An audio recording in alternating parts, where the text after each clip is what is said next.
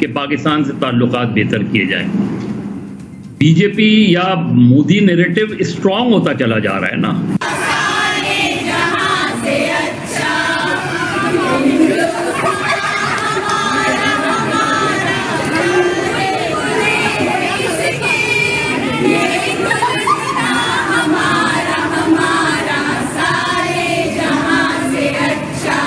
तो मैं इसमें ये ऐड कर दूंगा कि मुस्लिम है हम जहाँ के सारा जहाँ हमारा, जिस तरह उन्होंने कहा कि सारे जहाँ से अच्छा हिंदुस्तान हमारा, तो हम उसका रिप्लाई ये दे देंगे कि मुस्लिम है हम जहाँ के सारा जहाँ हमारा। मैं तेरा दोगलापना उतारता हूँ। तो हम फकीर हैं, तो फकीर का मुकाबला एक तरक्की करते हुए मुल्क के साथ नहीं हो सकता। और जो फॉरेन पॉलिसी है इसको रिलीजन डिक्टेट नहीं करता, अब इसको इकोनॉमी डिक्टेट करती है। कि मेरा दिल करा था मैं मुसलमान ही पैदा होता और इंडिया में होता।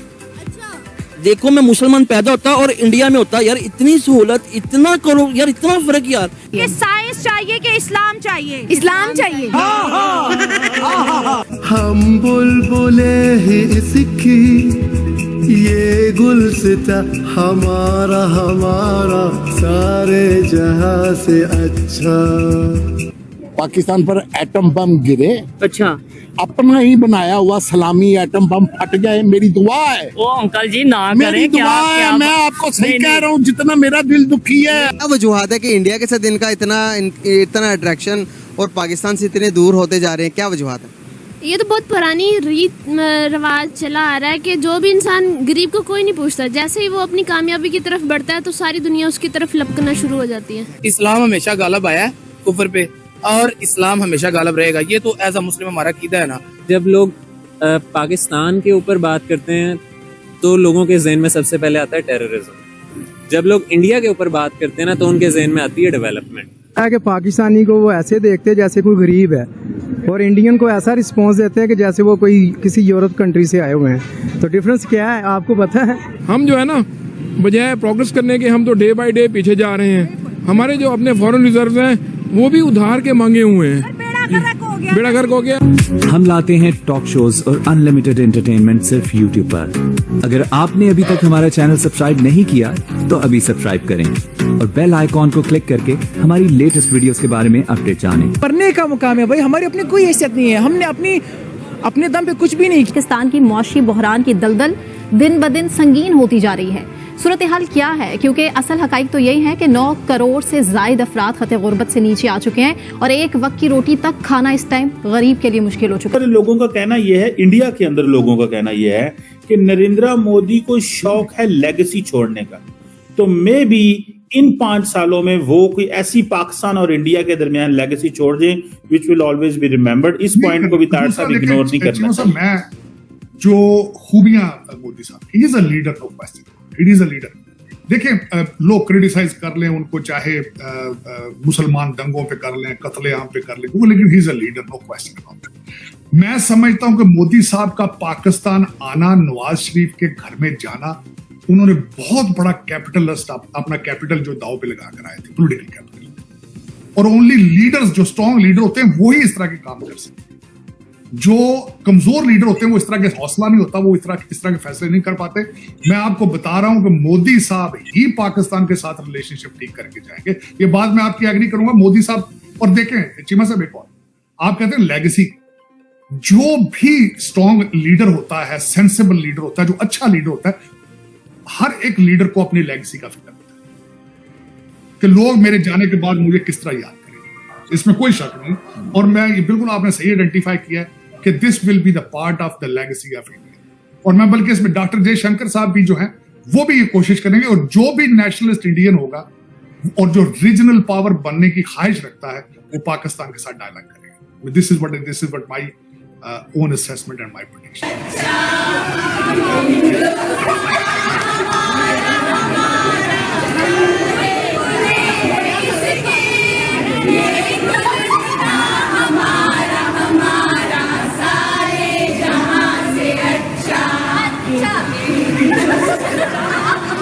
तो मैं इसमें ये ऐड कर दूंगा कि मुस्लिम है हम जहाँ के सारा जहाँ हमारा, जिस तरह उन्होंने कहा कि सारे जहाँ से अच्छा हिंदुस्तान हमारा, तो हम उसका रिप्लाई ये दे देंगे कि मुस्लिम है हम जहाँ के सारा जहाँ हमारा।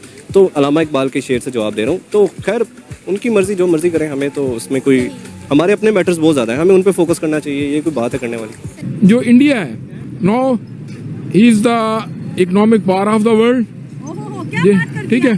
तो इंडिया को इग्नोर करना, क्यों ये जो है ना, no it's not an easy. और जहाँ तक अब हम पाकिस्तान की तरफ आते हैं तो पाकिस्तान तो हम जो है ना, बजाय प्रोग्रेस करने के हम तो डे बाय डे पीछे जा रहे हैं। हमारे जो अपने फॉरेन रिजर्व हैं वो भी उधार के मांगे हुए हैं, बेड़ा गर्क हो गया। अच्छा, यूएई के और सऊदी अरब के और नहीं, वो हमारे फॉरेन रिजर्व भी उन्हीं के रखे हुए हैं। और हम आईएमएफ के बगैर जो है ना एक दिन नहीं चल सकते। और हमारे मुल्क का ये हाल है कि हमारी जो माइक्रो लेवल की पॉलिसीज है ना, उनको भी आईएमएफ डिक्टेट करता है कि बिजली के बिल ये होने चाहिए, पेट्रोल ये होना चाहिए, ये होना चाहिए। तो फिर उस मुल्क की क्या इज्जत रहेगी जब आपका prime minister, ex prime minister खुद ही कहता है कि beggars can not be choosers. तो हम फकीर हैं, तो फकीर का मुकाबला एक तरक्की करते हुए मुल्क के साथ नहीं हो सकता। और जो फॉरेन पॉलिसी है इसको रिलीजन डिक्टेट नहीं करता, अब इसको इकोनॉमी डिक्टेट करती है। और इसको वेपन भी डिक्टेट नहीं करते। अगर इसको वेपन भी डिक्टेट करते होते तो यूएसएसआर का कोलैप्स ना होता। तो ये जो रीजन है ना, ये इकोनॉमिक्स है, इसके अलावा कुछ भी नहीं है। और इकोनॉमिक्स के आगे ना कोई रिलीजन है ना कुछ और है।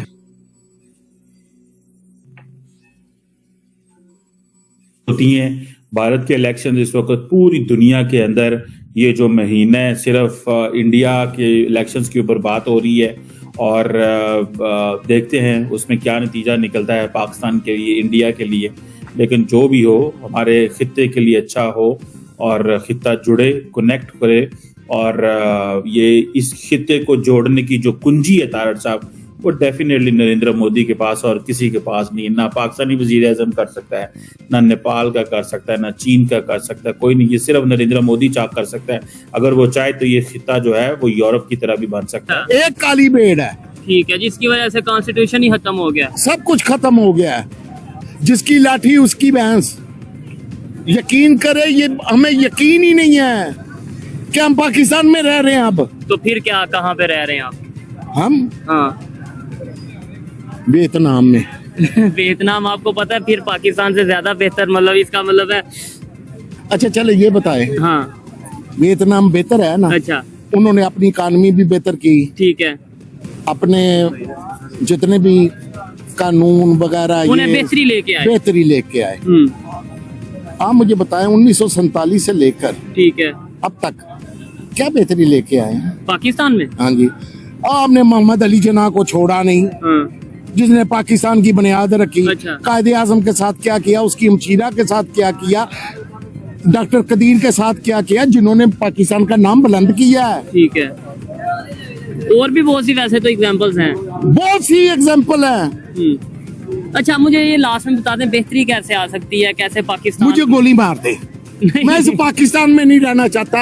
ऐसा पाकिस्तान मुझे चाहिए जहाँ पे ला इलाहा इल्लल्लाह मुहम्मद रसूलुल्लाह सल्लल्लाहु अलैहि वसल्लम की शान को बुलंद किया जाए। मुझे वो पाकिस्तान चाहिए, तो ये वाला पाकिस्तान नहीं चाहिए जिसने वो ला इलाहा इल्लल्लाह मुहम्मद रसूलुल्लाह के नाम पर पाकिस्तान बने हुए का आईन ही खत्म कर दिया। नहीं, तो इसमें पाकिस्तान की पब्लिक भी तो देखे ना। अगर आज हम इस हालत में हैं तो उसके अंदर पाकिस्तान की पब्लिक का भी उतना ही कसूर है। क्या समझेंगे सारा कसूर गवर्नमेंट का है, सारा कसूर पॉलिटिशियंस का है? गवर्नमेंट का ही कसूर है? नहीं, क्या अंकल जी? नहीं, गवर्नमेंट का कसूर, पब्लिक का भी तो है ना साथ। नहीं, हमारा और आपका कोई कसूर नहीं। मुझे यार एक अरशद शरीफ के साथ क्या हुआ? ठीक है, जुल्म हुआ, गलत हुआ, वो पब्लिक का था। इमरान रियाज के साथ क्या हुआ? ठीक है, FIA के डायरेक्टर के साथ क्या हुआ? मेरे से कौन कौन सी बात सुनना चाह रहे हैं? नहीं, वो तो FIA के डायरेक्टर के साथ जो हुआ, वो FIA तो खुद भी तो बहुत कुछ करते हैं ना। फिर मतलब जो गलत कोई करे तो फिर तो यार अच्छे इंसान को कोई बर्दाश्त नहीं करेगा। अच्छा, उनके मफाद को ठेस पहुंचे, उस पे टैग लगा दिया जाता है ये गद्दार है, ये गद्दार, ये पाकिस्तान के खिलाफ बात करता है, ये गद्दार है। तो आपको ये वीडियो कैसा लगा कमेंट बॉक्स में जरूर लिखिए। इस वीडियो को लाइक कीजिए, शेयर कीजिए, सब्सक्राइब करना ना भूलिए आपके चैनल EFC को। तो मिलते हैं अगली वीडियो में। जय हिंद।